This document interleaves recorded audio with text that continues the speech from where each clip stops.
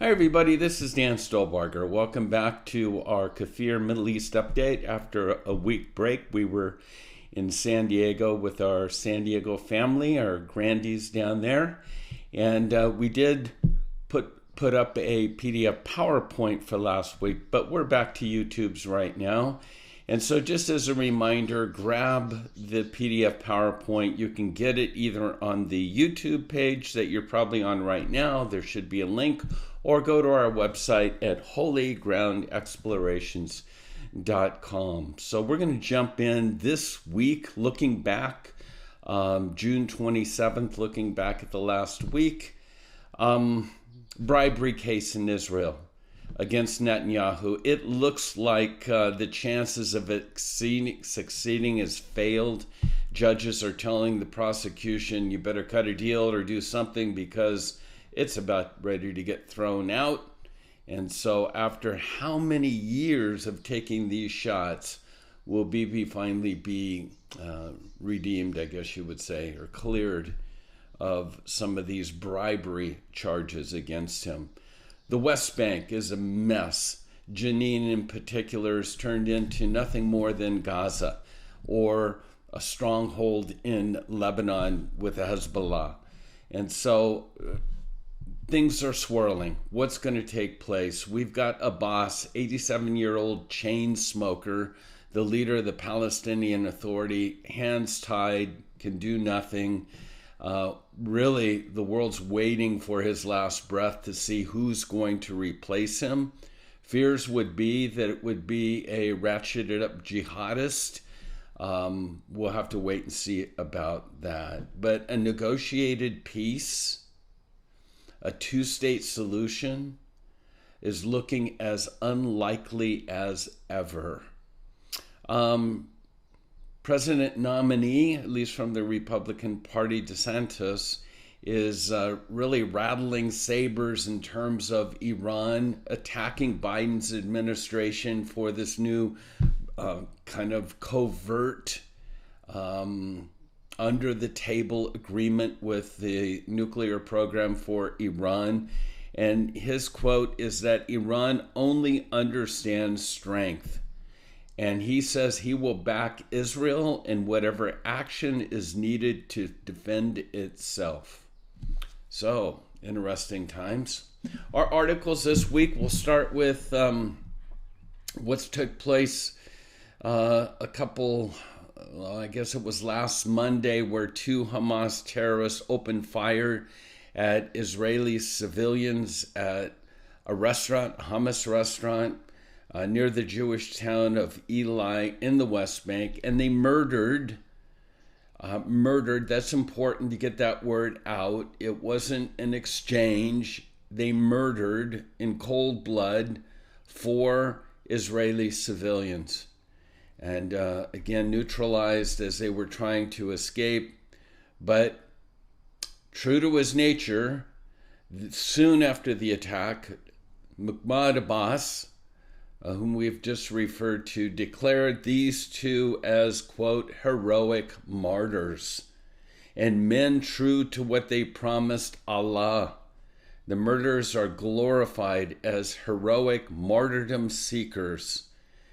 Again, cold-blooded murder. And here in this next slide is the latest terrorists. These are the victims. These are the 4 Israelis that were killed during this terror shooting in the West Bank. Always want to give as much time in remembering these faces than we ever want to give to the cold-blooded terrorists.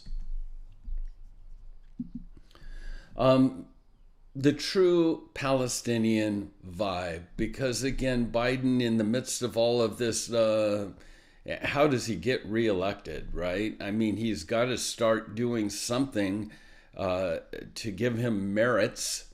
And one of those things will be trying to force Israel into a two-state solution, at least begin the process of that.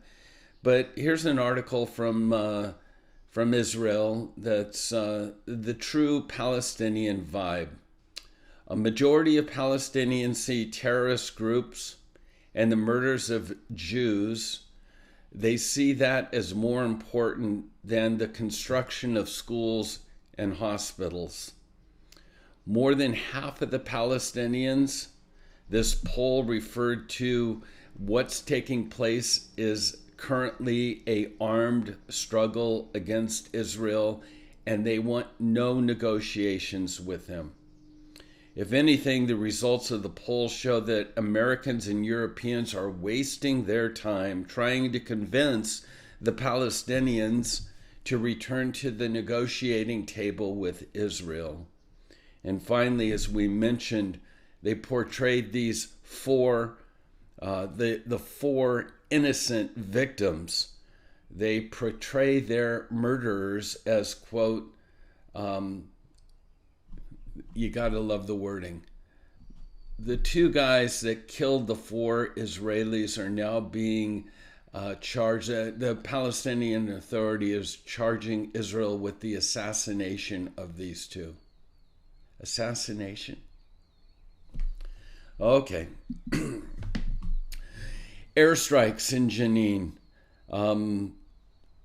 It's been a while, probably about 10, 15 years, but the Israelis are now using targeted airstrikes in the West Bank, in Jenin, to deal with the enclave, the hornet's nest of terrorism that's there.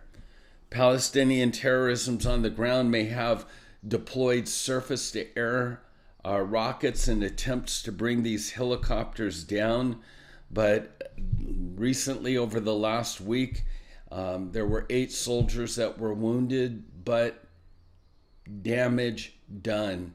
Terrorists killed in the West Bank through these airstrikes.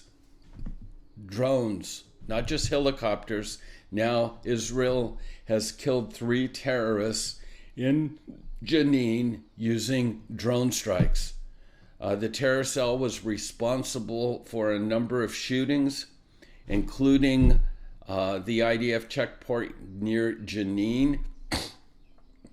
Again, last Thursday, the Israeli military eliminated a 3-man terror cell via a drone strike, hitting their vehicle, exploding it. The cell had recently fired at a military checkpoint in the Jenin area. And again, these are, Israel never does anything just off the cuff. Much research done with their intel, and 2 of the terrorists were members of the Islamic Jihad. The 3rd was a member of the Alaska Martyrs Brigade. And once again, Bibi has come out to commend and congratulate the IDF in this new strategy. Again, if you have the picture of the cauldron, it is bubbling over in the Jenin area at this time. And then we have Hezbollah. Recent reports has, again, Hezbollah rooted in Lebanon on the border. And now we read that the Hezbollah force has set up an armed encampment on the Israeli side of the Lebanon border, according to a report in Israel's Kan News. And the report basically says that Hezbollah forces have crossed the blue line.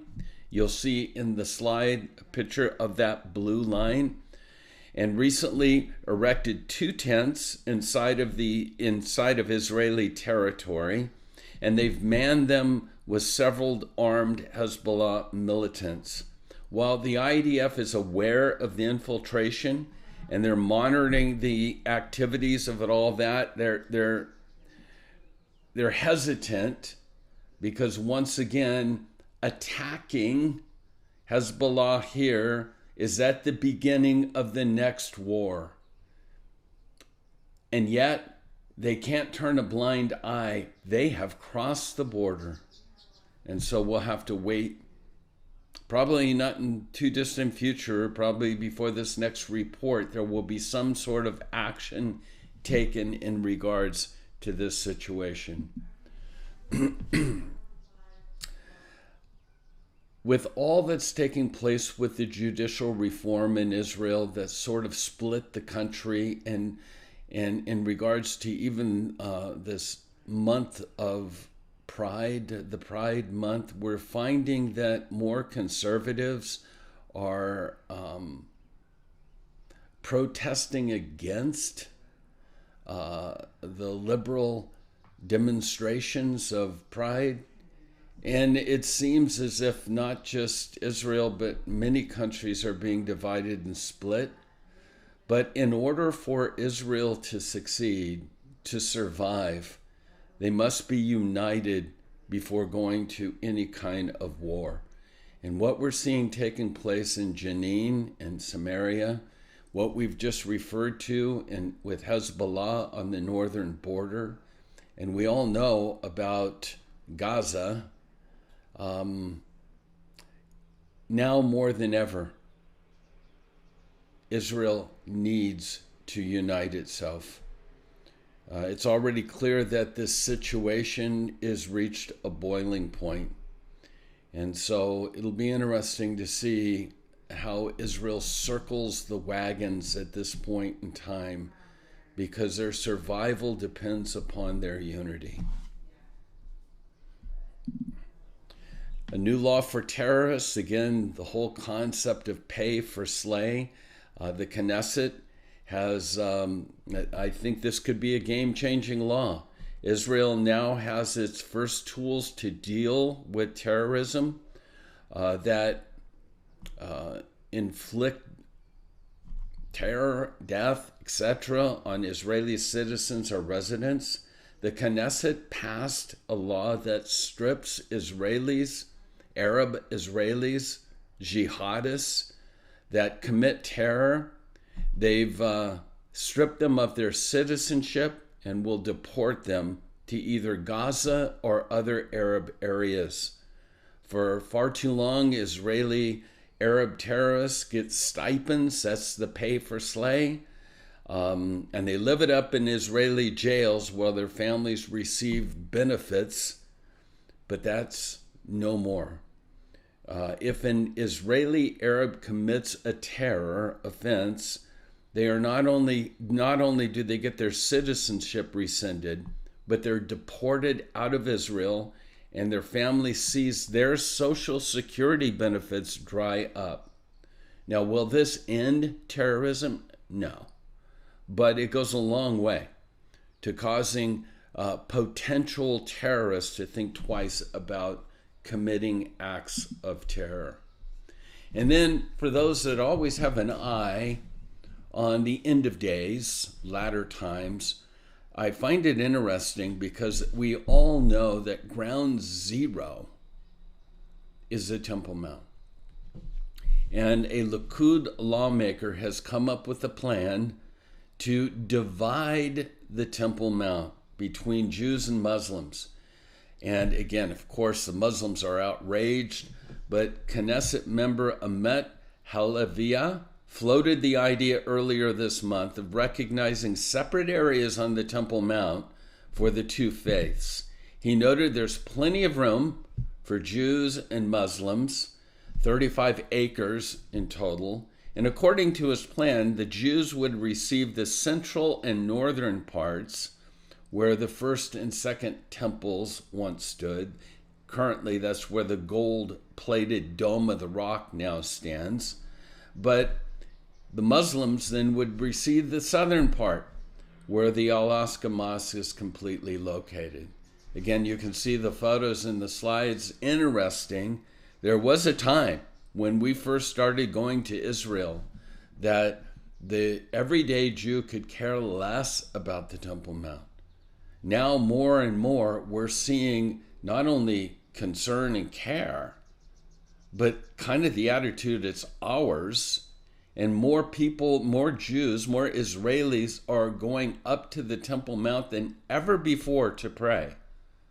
So it's interesting to see what's transpiring there.